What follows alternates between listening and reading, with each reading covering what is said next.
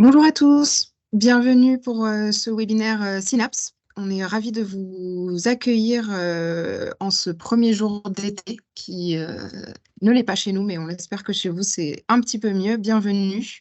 On va attendre quelques minutes que d'autres personnes nous rejoignent. Pour information, vous avez accès à un chat sur Teams, donc n'hésitez pas à commenter, à poser vos questions et nous y répondrons à la fin de ce webinaire. En attendant, dites-nous sur le chat d'où vous venez, de quelle ville, parce que c'est vraiment le premier jour de l'été pour vous. Euh, euh, et est-ce que tout fonctionne bien pour vous? Est-ce que vous m'entendez bien? Est-ce que vous me voyez bien? Et est-ce que surtout vous voyez bien notre présentation?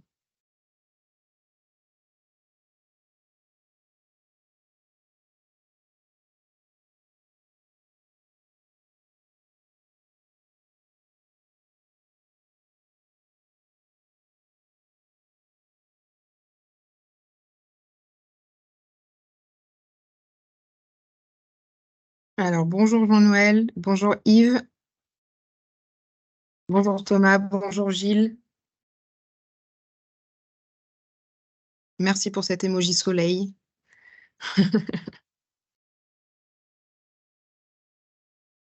Super, bonjour Patrick, Vincent, Mathieu. À Toulon, un temps moyen, c'est dommage, on aurait espéré que vous nous ameniez un peu de soleil.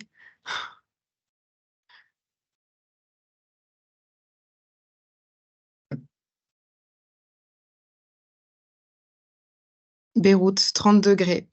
Et oui. Bonjour Antoine, bonjour Christophe. Pas meilleur temps à Bordeaux, malheureusement. Bon, on verra comment se présentent les prochains jours.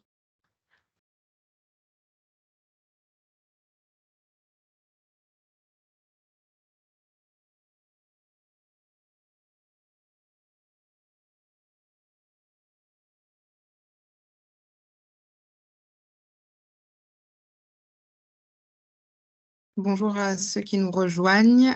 Bienvenue.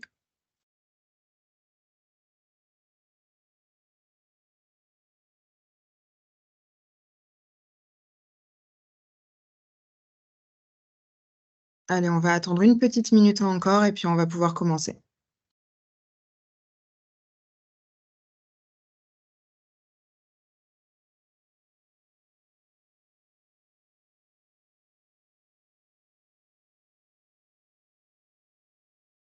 Bonjour Véronique, bienvenue de la Réunion.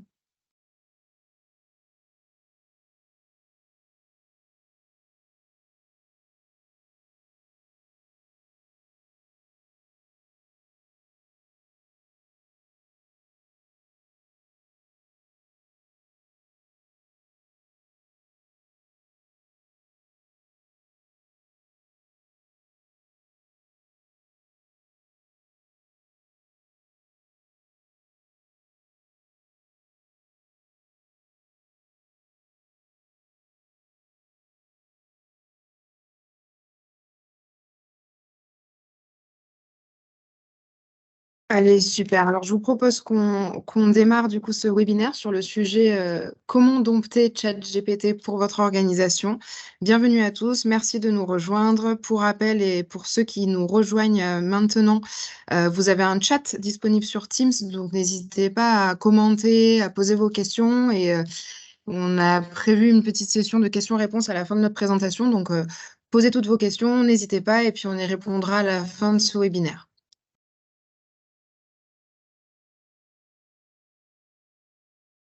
Pour commencer, se présenter, du coup, ravi de vous rencontrer. Nous avons aujourd'hui donc le CEO de Synapse, Patrick Seguela, accompagné de Guillaume Valentin, le CTO, pour la partie un peu plus technique, et moi-même, Camille Ramirez, responsable marketing digital. Donc, ravi d'être parmi vous aujourd'hui. En ce qui concerne l'agenda, on a 4 grands points qu'on va voir ensemble pendant cette présentation. Dans un premier temps, on va commencer par faire un rappel un peu sur les IA génératives. Dans un deuxième temps, on va parler d'exactitude, à savoir comment choisir son projet. Puis nous passerons au vif du sujet, à savoir ChatGPT est-il un outil puissant et comment le dompter? Et enfin, on vous fera une overview un petit peu de notre outil Dearbot pour savoir comment l'implémenter dans vos projets. C'est tout pour moi. Moi, je vais passer la parole maintenant à Patrick, qui va donc commencer sur le rappel des IA génératives. Amis, eh bien, bonjour à tous. Je suis donc Patrick, je suis le président de la société Synapse. Ravi de vous voir aussi nombreux. Peut-être quelques mots sur Synapse pour commencer. Synapse, on est des experts de l'IA, d'où ce webinaire et ce sujet. On est experts de la relation client et de l'IA pour la relation client.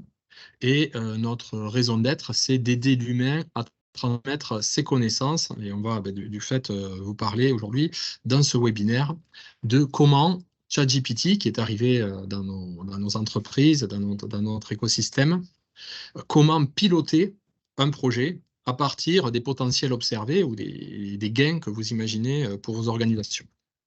On va aborder ça sous 3 angles, hein. L'angle des heures de l'organisation, comment définir un projet, comment le prioriser et comment le lancer, comment le choisir. Le deuxième, ce sera effectivement une dimension sur les outils qui pourra mener à des process et à des gains concrets pour les entreprises. L'idée pour nous, c'est de faire ça en 2 temps. Le premier, c'est de vous donner un focus générique, hein, sur les IA génératives, les éléments de compréhension qui sont nécessaires pour initier l'impulsion côté organisation.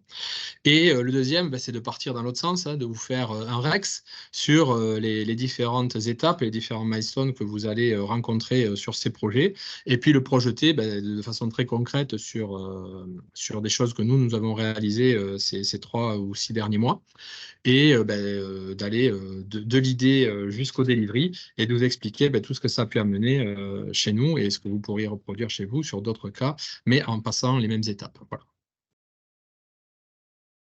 Un premier mot, du coup, sur les IA génératives, pour bien rentrer dans le sujet. Donc, qu'est-ce qu'une IA générative? Une IA générative, c'est un logiciel qui permet, à partir d'un prompt ou d'une sollicitation en langage naturel, de venir générer des éléments qui peuvent être du code informatique, de l'image ou du texte.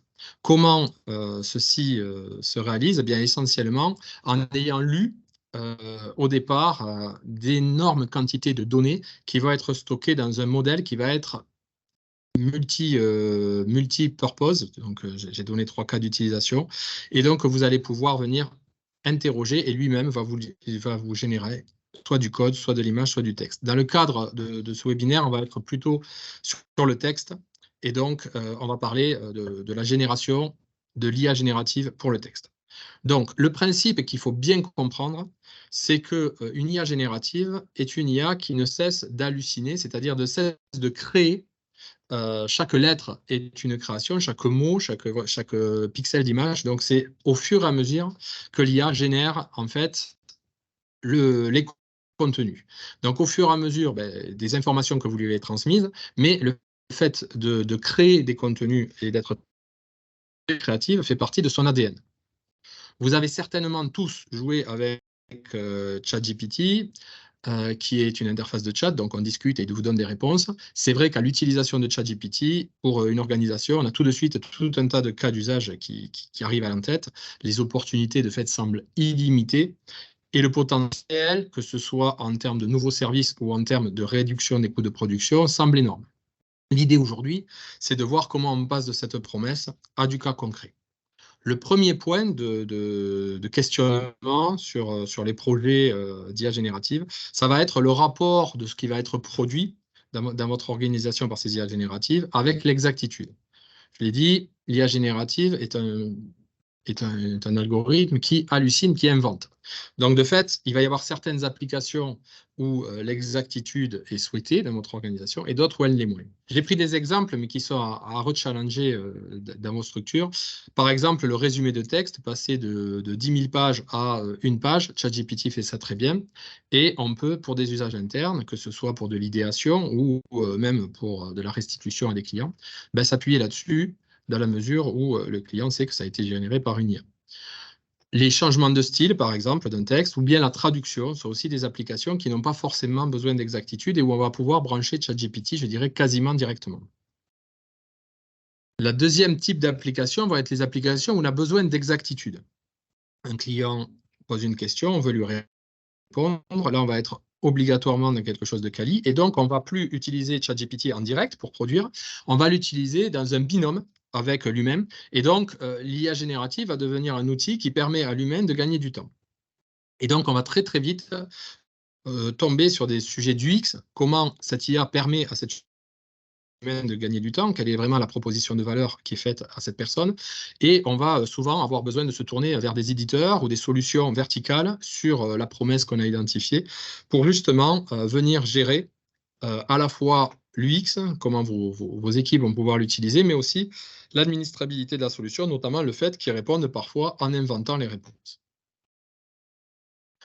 Un petit modèle, puisque Synapse, on est spécialiste d'IA depuis des années et on fait des IA depuis des années. Pour vous montrer sur cette courbe, l'élément important, c'est la courbe du temps qui traverse les slides et qui permet de voir qu'il y a énormément de modèles qui sortent. C'est un domaine très dynamique avec des investissements énormes. Ça évolue donc très vite. On voit que de 2019 à 2022, il y a quelques modèles qui sont sortis, mais là, à l'heure actuelle, toutes les GAFAM ont investi. Et donc, il y a énormément de choses qui se passent, énormément aussi de progression à venir, d'où l'importance de se positionner sur ces projets et de se poser les bonnes questions associées.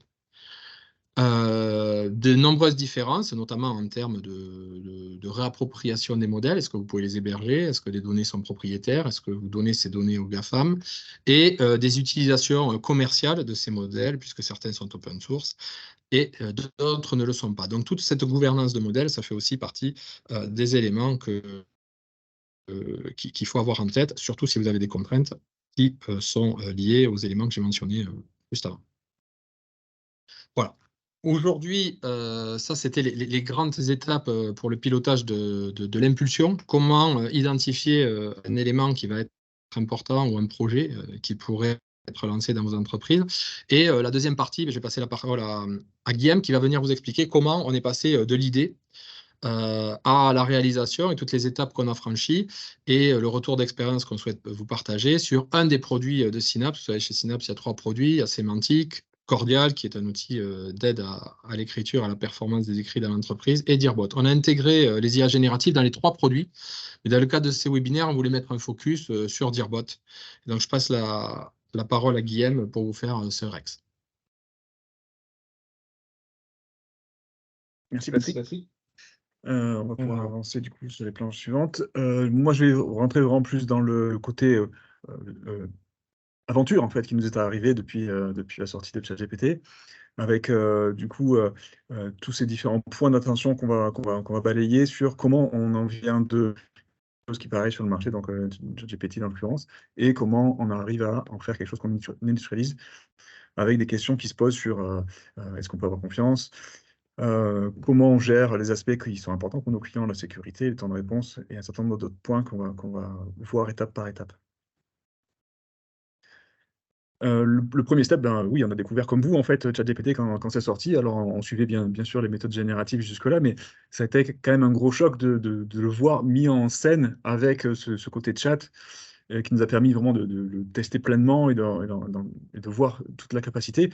Et ce qui nous a marqué en particulier, c'est que ChatGPT a introduit une nouvelle façon de penser le chatbot, qui jusque-là était vu comme des outils très scénarisés. Et là, plus du tout. Là, on a quelque chose de complètement ouvert en termes de fonctionnement et avec des réponses, enfin une capacité à répondre sur tout et n'importe quoi, en fait, sur une base de connaissances qui est énorme et des connaissances du coup très très larges.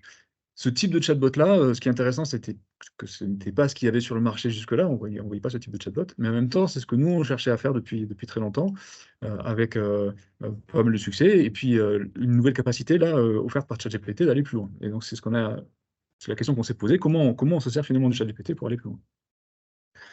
Alors, le premier point, c'est parce que nous, notre objectif, ça a été de fournir une solution pour que nos clients ils aient un chatbot sur leurs connaissances.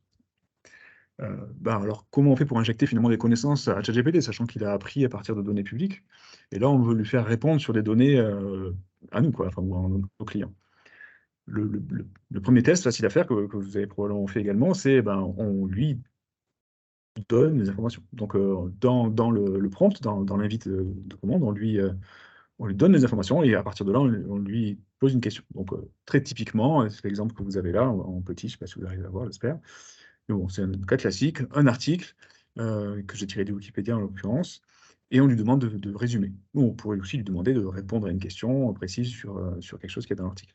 Ça fonctionne très très bien, et c'est hyper bluffant à ce niveau-là, avec une limite, malgré tout, qui est que on a un maximum de environ 3000 caractères qu'on peut mettre dans cette invite de commande.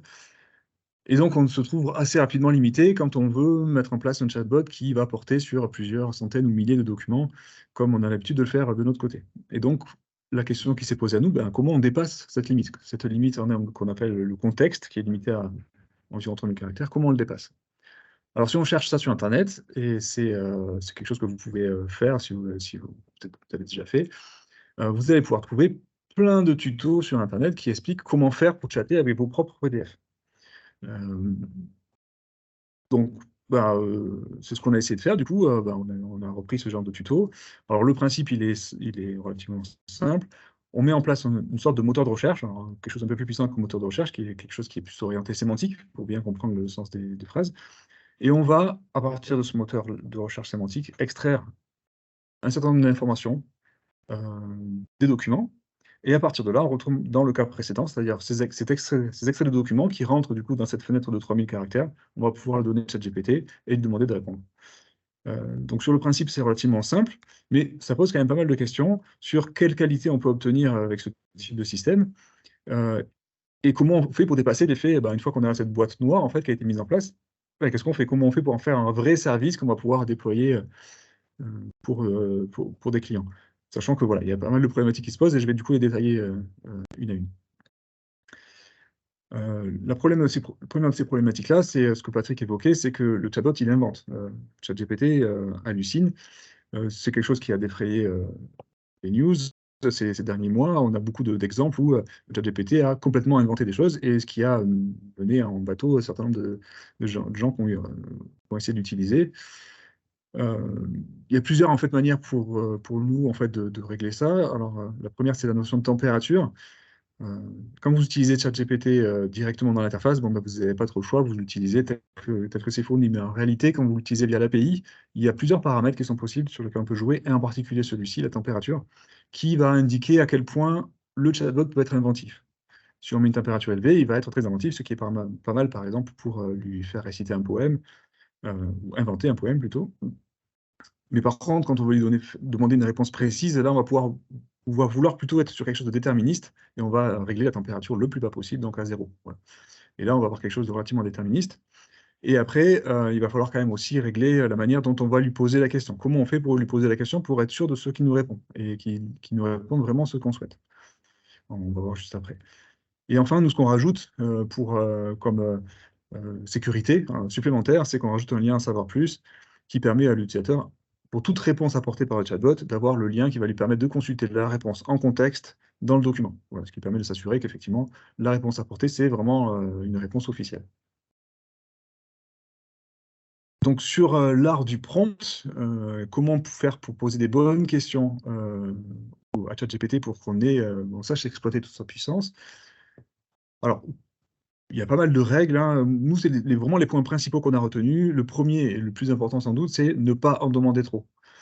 Ce qui veut dire, en fait, il ne faut pas essayer de lui demander de faire plusieurs choses à la fois.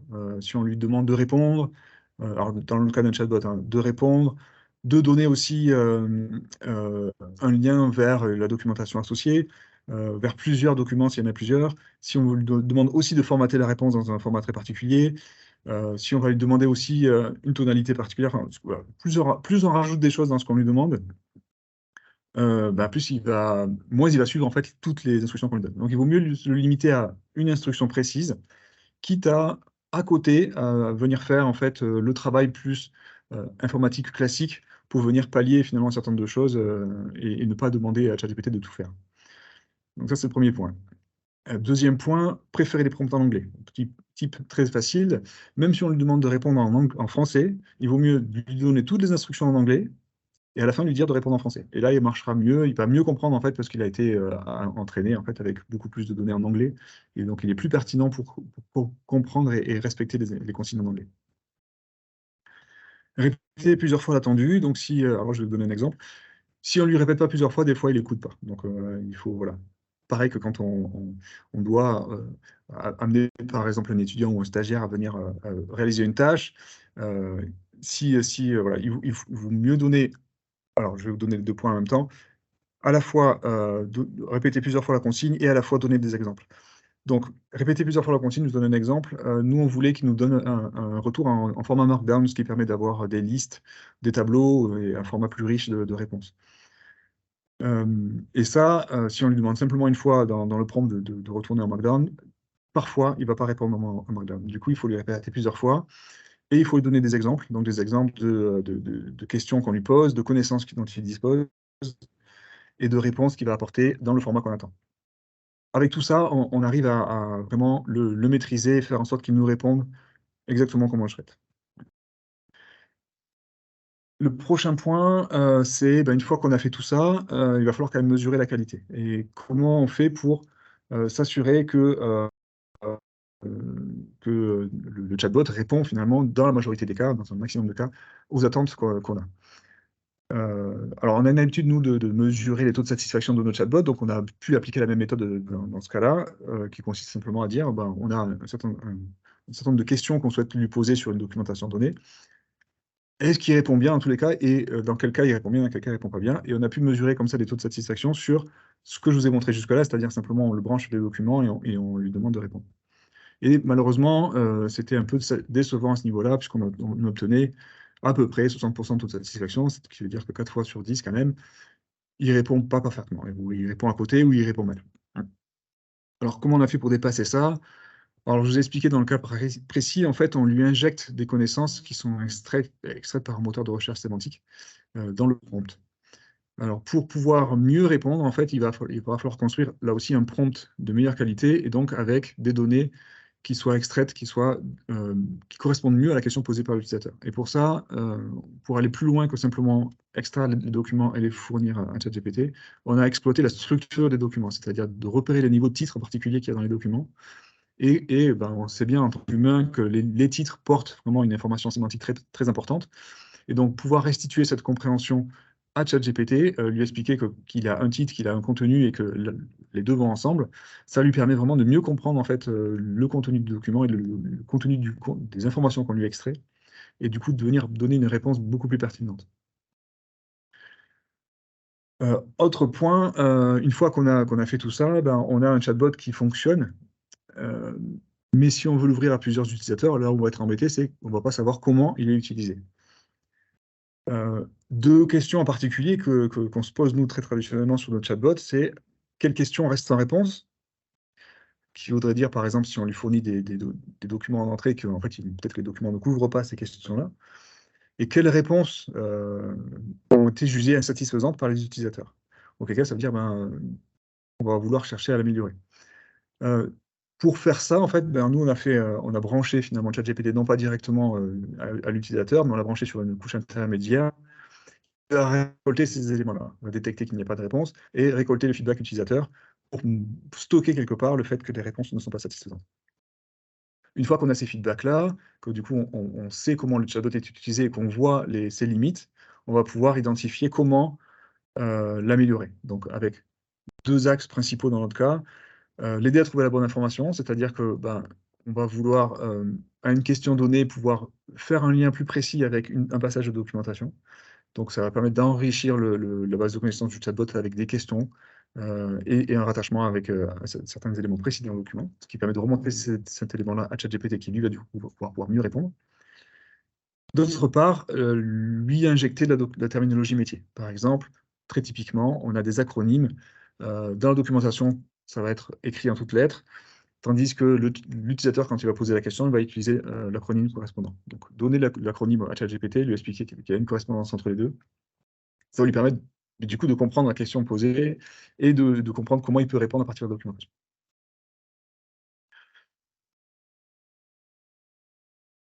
Pour aller plus loin, et donc ça, c'est les travaux qu'on a en cours, une fois qu'on a du coup des surcouches par-dessus ChatGPT, on peut faire en sorte de pallier finalement des choses que ChatGPT ne sait pas faire. Par exemple, renvoyer des images ou renvoyer des vidéos qui sont présentes dans la documentation de nos clients et qui vont apporter quelque chose de plus riche que simplement une réponse textuelle. Donc ça, c'est des choses qu'on va pouvoir venir plugger par-dessus la réponse de ChatGPT. On va aussi pouvoir lui donner la voix. Alors ça, c'est particulièrement intéressant. ChatGPT, il génère du texte bien formaté, et donc c'est particulièrement bien adapté à une formulation par la voix. On va aussi pouvoir venir brancher des outils externes. Donc, alors un exemple, par exemple, si on pose la question à ChatGPT de donner la météo, il ne va pas savoir répondre, parce que finalement, il faut savoir le lieu, il faut savoir la date, et puis il faut interroger un outil externe pour venir extraire l'information, puisque ce n'est pas quelque chose qu'il va avoir dans ses connaissances. Donc, on va vouloir venir comprendre que la question posée par l'utilisateur nécessite un outil externe, aller interroger cet outil externe, récupérer la réponse et demander à ChatGPT de formuler la réponse. C'est vrai que c'est quelque chose qui marche depuis. Moi, je teste ça depuis 1 ou 2 mois. Au début, ça ne marchait pas très bien. Et maintenant, ça commence à marcher bien. Et OpenAI, en particulier, a annoncé des outils pour venir intégrer ça de manière plus officielle dans l'outil. Et donc, c'est particulièrement intéressant. On va pouvoir vraiment exploiter toute la puissance de ce genre de choses. Un point particulièrement important, c'est les tarifs. Donc, combien ça coûte? Au début, quand ChatGPT est sorti, c'était relativement cher, mais rapidement, OpenAI a sorti un modèle GPT 3.5 Turbo avec un coût 10 fois moins cher, et on a maintenant quelque chose qui est relativement compétitif sur des chatbots ChatGPT 3.5, avec à peu près, alors nous, c'est le LABAC qu'on a, c'est à peu près 1 centime par requête. Donc ça reste compétitif sur des chatbots. Sur du ChatGPT 4 qui est 15 fois plus cher, là on voit on a 15 centimes la requête, là ça commence à devenir un peu cher. Ce qui est intéressant et à projeter sur le cas d'usage, c'est que suivant le cas d'usage, si on a un cas d'usage où le nombre de requêtes finalement est très important pour une plus-value assez petite, ChatGPT va devenir très vite cher en fait.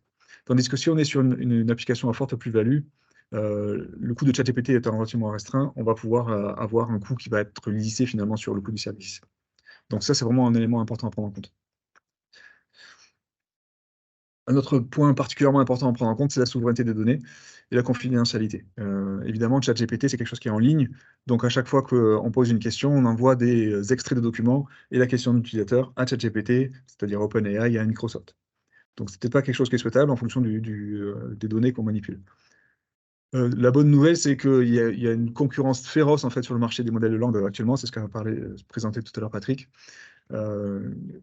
Google s'en est ému, je ne sais pas si vous avez vu passer cette news il y a quelques semaines, avec cet article que je vous ai copié-collé là, sur la gauche de la planche, en disant, OK, on se fait la course avec OpenAI, mais en fait, il ne faut pas oublier qu'il y a un troisième acteur qui arrive derrière et qui est particulièrement puissant et qui avance très très vite, c'est l'open source. Et sur l'open source, on a vraiment chaque semaine des nouveautés, des choses qui sortent. On a en particulier la semaine dernière un modèle qui s'appelle Orca qui est sorti, et pour la première fois, c'est un modèle qui, sur les benchmarks, bat ChatGPT. Donc c'est vraiment quelque chose d'assez enthousiasmant. Malheureusement, il n'est pas sorti en téléchargement. Moi, je l'attends pour le tester. Mais voilà, chaque semaine, on a ces nouveautés. Donc ça, c'est une excellente nouveauté. Une excellente nouvelle, ça veut dire qu'on va pouvoir très rapidement avoir des solutions concurrentes à ChatGPT qu'on va pouvoir héberger nous-mêmes et du coup qui vont pouvoir résoudre ces problèmes de confidentialité des données. En conclusion, qu'est-ce que ça nous a apporté à nous, hein, donc concrètement, sur un produit qu'on avait déjà et ChatGPT qui vient s'y greffer dessus, plusieurs avantages, plusieurs plus-values. Une réduction de temps de mise en place, hein, dans le cas spécifiquement des chatbots, puisque ChatGPT arrive directement avec une certaine capacité à générer du texte, qui, combiné avec des choses qu'on avait par ailleurs, nous permet vraiment d'avoir une réduction très significative du temps de mise en place de nos chatbots. Une amélioration de la qualité des réponses, encore une fois grâce à la capacité de ChatGPT à générer du texte de bonne qualité. Une amélioration de la conversation, là aussi ChatGPT a naturellement la capacité à gérer l'historique de conversation. Là où on arrivait à faire des choses avant, là ça vient naturellement avec l'outil et donc on améliore beaucoup ce point-là. La synthèse de plusieurs passages de documents. ChatGPT, là aussi, peut, comme je vous ai montré au début, on lui fournit un contexte relativement long, il est capable de faire un résumé, il est capable d'extraire des informations, il est capable surtout de générer des réponses en piochant différentes informations dans différents passages. Et enfin, le multilingue, ChatGPT est multilingue. la plupart des modèles de langue qui sortent aujourd'hui sont multilingues. Et donc, ça nous offre nativement en fait, le support du multilingue sur notre solution. Et donc, ça, c'est aussi une grosse avancée quand on est un acteur spécialisé dans le français, de venir en fait, voir intégrer des outils qui sont multilingues. Ça nous permet d'avoir rapidement une nouvelle dimension. Et donc, ça nous permet aujourd'hui d'avoir ce produit combiné avec ChatGPT qui est disponible en version bêta, avec toutes nos fonctionnalités qui ont été reproduites et qui sont aujourd'hui intégrées dans notre outil. Et donc, on est très impatient. On a nos premiers clients aujourd'hui avec lesquels on est en train de tester et de déployer cette solution-là. Et donc, on est extrêmement enthousiaste pour les mois qui viennent et sur le succès qu'on va pouvoir avoir avec ce nouvel outil. Voilà pour moi, je repasse la main à Camille pour la suite. Merci Guillaume et merci Patrick. On ne pouvait pas faire mieux en termes de timing. Donc je vous laisse la parole. N'hésitez pas à vous poser vos questions dans le chat. Je vois qu'on en a déjà 2. Si vous avez d'autres questions, n'hésitez pas. On va commencer par la première. Malgré que ChatGPT est un système fermé, est-ce qu'il y a des modules d'analyse statistique, sémantique, morphologique où il travaille selon une probabilité contextuelle? Guillaume, peut-être je te laisse répondre. Oui, effectivement, ChatGPT, c'est un modèle qui est entraîné à partir d'un large corpus de données et qui, du coup, a appris à parler différentes langues, mais de manière, effectivement, comme vous dites, probabiliste. C'est uniquement de la probabilité et il est capable de générer du texte basé sur la probabilité que ce soit la bonne réponse. C'est d'ailleurs particulièrement bluffant de voir qu'on arrive à ce niveau d'intelligence. Enfin, il y a ce qu'on appelle en fait la capacité d'émergence de nouvelles fonctionnalités via cet apprentissage statistique. Mais pour répondre plus concrètement à votre question, on n'a pas du coup de capacité à comprendre quelle analyse il en a faite de la question, quelle analyse il a faite d'un texte, pour comprendre en fait pourquoi en fait qu'est-ce qu'il en vient en comprendre en fait et pourquoi il applique telle réponse. Par contre, nous, on essaie de rajouter des couches par-dessus pour pouvoir donner un certain nombre d'explications, en tout cas sur toutes les couches qu'on maîtrise, pour pouvoir mieux tracer et surtout mieux comprendre comment on va pouvoir l'améliorer. Mais c'est des choses qui viennent par-dessus, en fait. Ce pas des choses qui sont nativement disponibles dans ChatGPT. Merci Guillaume. Je pense que tu réponds un petit peu à la prochaine question sur un focus plus Dearbot. Est-ce que votre outil est fondé sur ChatGPT ou est-il totalement autonome? Notre outil, il existait avant ChatGPT, donc du coup, c'est un outil qui est déjà autonome en soi, qu'on vient enrichir avec ChatGPT. Alors, un point particulièrement important que j'ai mentionné dans les planches tout à l'heure, on l'ajoute, enfin, on l'augmente avec ChatGPT, mais ne se lie pas à ChatGPT. Alors, pour vos applications, si vous souhaitez utiliser ChatGPT, je ne sais pas si vous avez vu les news ces derniers temps, mais OpenAI pousse beaucoup des nouvelles fonctionnalités intégrées à ChatGPT. Et évidemment, si vous les utilisez, vous êtes un peu lié à ChatGPT. Nous, on a vraiment voulu ne pas faire ça, c'est-à-dire vraiment utiliser des fonctionnalités de base de ChatGPT et plutôt utiliser des outils externes. Alors, je n'ai pas mentionné tout à l'heure, mais je peux vous le mentionner maintenant. C'est un outil qui s'appelle LangChain et qui commence à être très connu et très utilisé pour manipuler des modèles de langue et qui, lui, est open source et offre des fonctionnalités d'intégration par-dessus ChatGPT. Ce qui permet de garder un certain niveau d'indépendance par rapport à ChatGPT et de pouvoir le remplacer par un autre modèle dès qu'un autre modèle. On a déjà des modèles open source qui sont relativement performants et on peut déjà remplacer par d'autres modèles. Donc, c'est important de garder cette indépendance, à mon sens, parce que la compétition est féroce sur le domaine des modèles de langue. Bon, il y a, comme je mentionné, Google qui pousse beaucoup avec Bard. Et on a beaucoup de modèles de langue qui apparaissent très régulièrement. Et donc, je m'attends, moi, en particulier, à ce que dans les prochains mois, on ait vraiment des avancées très significatives encore qui viennent sur ce marché-là.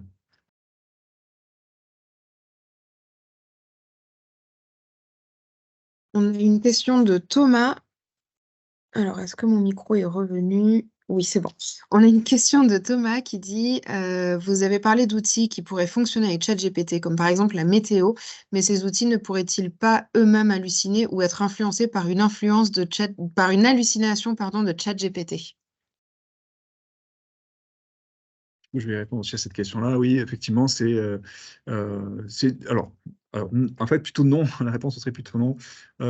Ces outils-là sont des outils, des API, en fait, des outils au contraire, très maîtrisés en termes de ce qu'ils vont répondre. Si on interroge la météo, par exemple, on va avoir un retour en format très précis de météo.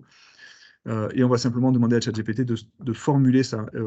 Alors oui, il y a théoriquement la possibilité que ChatGPT hallucine, mais en toute honnêteté, là, sur ce type de demande très précise où on lui dit, voilà, tu reformules la météo que je te fournis, le risque, il est minime. Et en tout cas, nous, les tests qu'on a fait, que ce soit pour la météo ou que ce soit d'autres types de services, une fois qu'on lui structure des données précises et qu'on lui demande de le formuler, il n'y a plus de risque d'hallucination.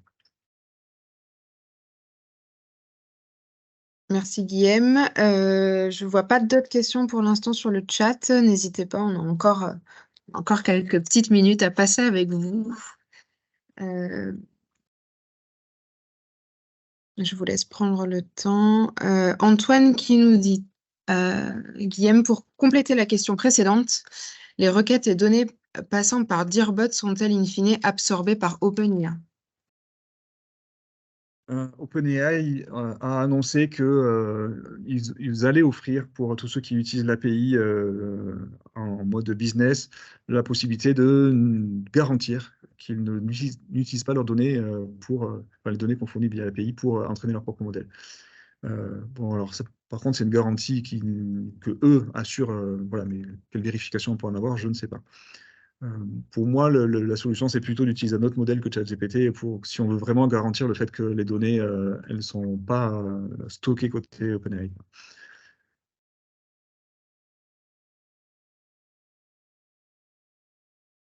On a une question. Quelle est la différence en Bing et ChatGPT entre, je suppose, Bing Oui. de MS? Entre Bing AI, l'intégration que Microsoft a fait de ChatGPT 4 dans Bing et ChatGPT lui-même. Ce qui est intéressant, c'est, bon, là, on compare du coup la version qui est dans le moteur de recherche Bing avec la version ChatGPT qui est dans l'interface graphique de OpenAI.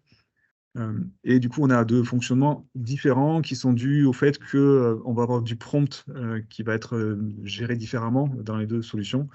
Bing a souhaité en fait un moteur qui soit un peu plus orienté sur un compagnon en son moteur de recherche et a vraiment orienté la manière dont ils ont écrit le prompt vers ça, avec le fait en particulier de remonter des liens pour appuyer la réponse du chatbot pour pouvoir permettre à l'utilisateur de rebondir vers les sites correspondants.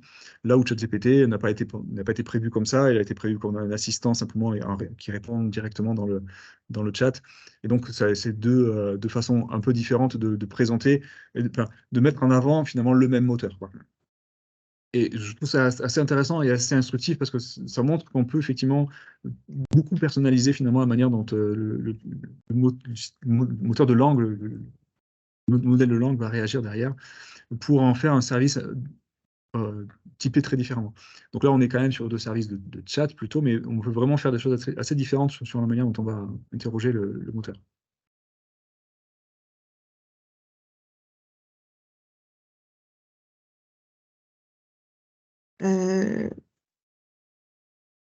On a une question. Alors, mon micro est-il revenu? Pas encore. Si, c'est bon. Proposez-vous une prestation Dirbot hors relation avec ChatGPT?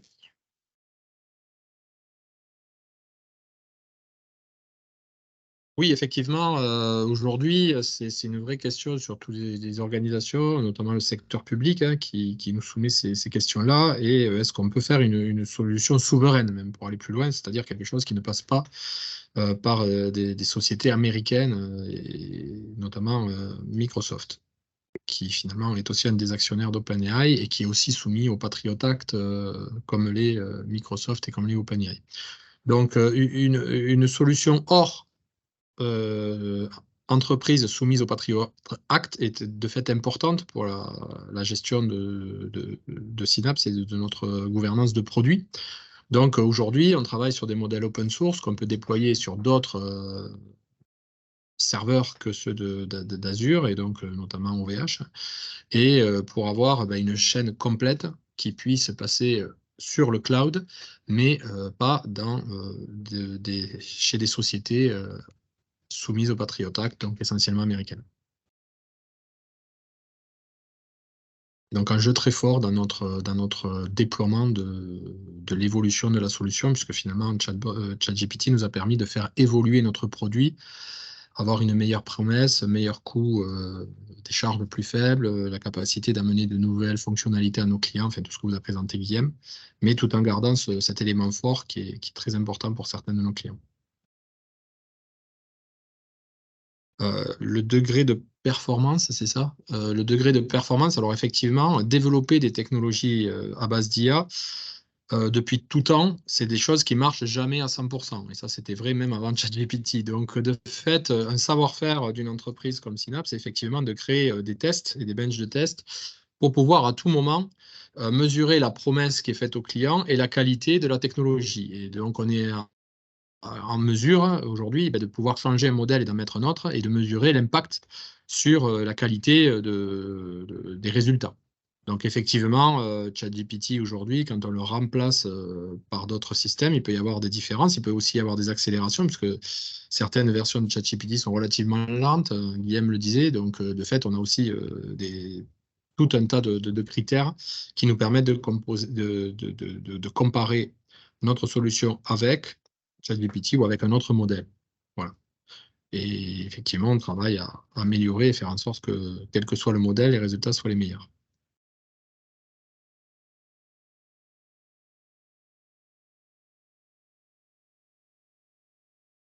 On a une question aussi, auriez-vous un exemple avec un PDF? Alors oui, c'est ce que j'ai mentionné. Un exemple, ce que je disais en fait dans la présentation tout à l'heure, c'est qu'il y a beaucoup d'exemples, de tutos en fait sur Internet qu'on trouve là-dessus. Pour vous donner un feedback plus concret en fait sur comment ça fonctionne, le problème des PDF, c'est que on a perdu dans le PDF la notion de titre. Et donc, dans tous les exemples qu'on trouve sur Internet, on voit en fait des systèmes qui ont absorbé le PDF, mais sans comprendre en fait qu'il y avait des choses qui étaient des titres et des choses qui n'étaient pas des titres, qui étaient du contenu. Et du coup, ça donne des bons résultats, c'est assez bluffant sur quelques exemples, mais ça ne tient pas la route quand on cherche à l'évaluer plus complètement sur des cas d'usage concrets. Donc, d'où le 60% que je mentionnais tout à l'heure de taux de satisfaction. Il faut vraiment, dans notre sens, vraiment tenir compte de ça. Donc, nous, on a une technique en fait, qui nous permet de retrouver finalement la notion de titre dans les PDF. On peut aussi utiliser des documents comme des documents Word, comme des documents HTML, dans lesquels on a la notion de titre plus nativement gérée et dans lequel on va pouvoir mieux gérer du coup ce niveau de titre. Peut-être que je peux répondre aussi à quel degré de performance hors ChatGPT en comparaison avec le recours à ChatGPT. Sur les benchmarks que j'ai vus, en fait, jusque-là, on a des modèles open source qui se rapprochent beaucoup qui sont disponibles, en fait, déjà sur GameFace, par exemple, qui sont déjà très proches en termes de qualité de ChatGPT. Ça ne veut pas dire qu'ils s'utilisent exactement de la même manière, parce qu'il faut pour chaque modèle utiliser des prompts différents, parce qu'ils ont chaque fois des caractéristiques différentes. Mais les performances sont relativement proches. Dans les benches officiels, en fait, on est sur du 97% du niveau de performance de ChatGPT. Avec ce que je vous mentionnais tout à l'heure, un modèle qui a été annoncé de manière open source, annoncé par Microsoft, qui s'appelle Orca, et qui, lui, annonce 103% de taux de performance par rapport à ChatGPT. Moi, j'ai bien envie de tester pour vérifier.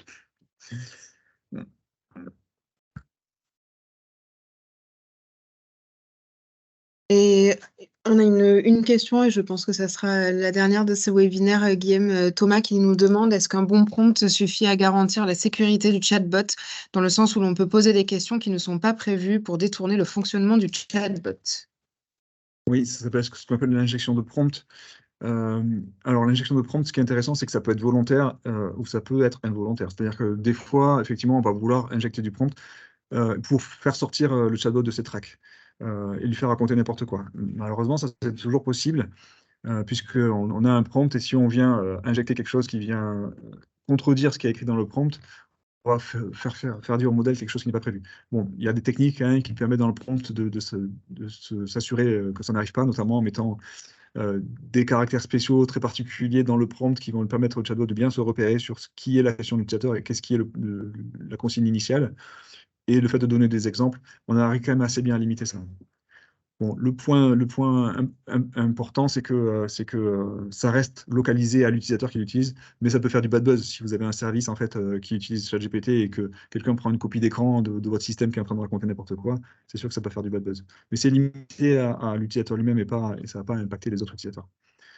Euh, L'autre point, c'est que on peut aussi faire de l'injection involontaire, c'est-à-dire que il peut avoir une question qui est posée par un utilisateur, notamment si c'est une question un petit peu longue, que le chatbot va se mettre à interpréter comme une instruction.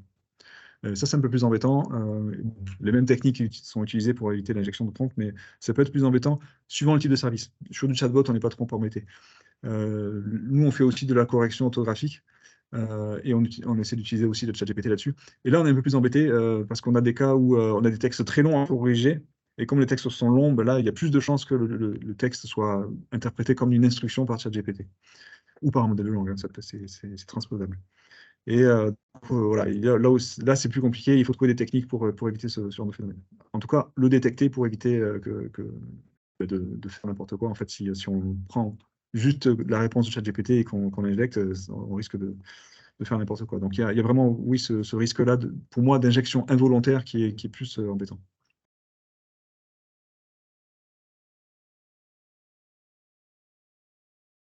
Merci à tous. Merci pour votre participation et votre écoute. Je rappelle nos contacts qui s'affichent devant vous si vous avez besoin et envie qu'on discute plus amplement ensemble. N'hésitez pas aussi à nous suivre sur les réseaux. Et pour tous les participants, vous allez très prochainement recevoir un questionnaire de feedback. Donc, n'hésitez pas à nous donner vos retours et à nous dire à nous donner les sujets que vous aimeriez bien qu'on traite ensemble lors d'un prochain événement digital. Merci pour votre participation et à très vite et bon appétit.